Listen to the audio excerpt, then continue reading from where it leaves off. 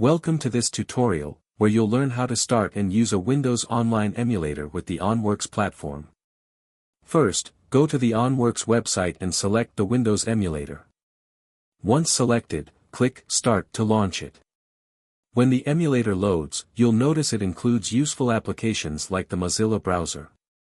From here, you can browse websites directly within the emulated environment. Additionally, this emulator allows you to work with productivity tools. For instance, you can use LibreOffice Writer to create, edit, and save documents, just like on a real Windows operating system. And that's not all. Inside the emulator, you'll find a wide variety of pre-installed applications designed to meet different needs, from entertainment to office tools. In summary, the Windows Online emulator on OnWorks is a practical and accessible solution for using applications and tools without installing additional software.